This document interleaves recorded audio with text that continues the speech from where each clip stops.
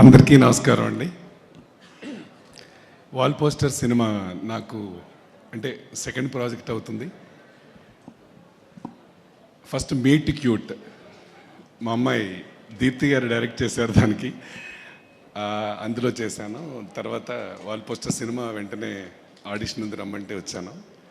So Nani గారి ప్రొడక్షన్లో నేను చేస్తున్నాను అనేదే నాకు అసలు ఆ రోజు నిద్ర పట్టకుండా అయిపోయింది. Frankly speaking sir, thank you so much first of all. So చాలా సినిమాలు చేశాను. సో జనరల్గా హీరోయిన్ ఫాదర్, హీరో ఫాదర్ అలాగా కొత్తగా వచ్చే వాళ్ళందరితో చేశానండి. అయితే ఈ సినిమాలో క్యారెక్టర్ మాత్రం చాలా డిఫరెంట్ క్యారెక్టర్ నాది.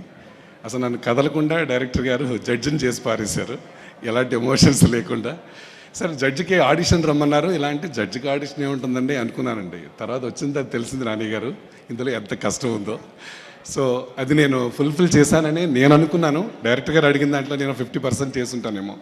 So first of all wall poster సినిమాకి, అలాగే ఈ క్యారెక్టర్ నేను సరిపోతాను అని నా మీద ఎంతో హోప్ పెట్టుకున్న రామ్ జగదీష్ గారికి, అలాగే దీప్తి గారికి మరొక్కసారి థ్యాంక్స్ చెప్తూ, ఈ సినిమా రేపు 14 రిలీజ్ కాబోతోంది. సో ప్రేక్షకులందరినీ నేను రిక్వెస్ట్ చేసేది ఏంటంటే థియేటర్కి వెళ్ళండి, సినిమా చూడండి, మా ఆర్టిస్టులందరికీ ఎంకరేజ్ చేయండి.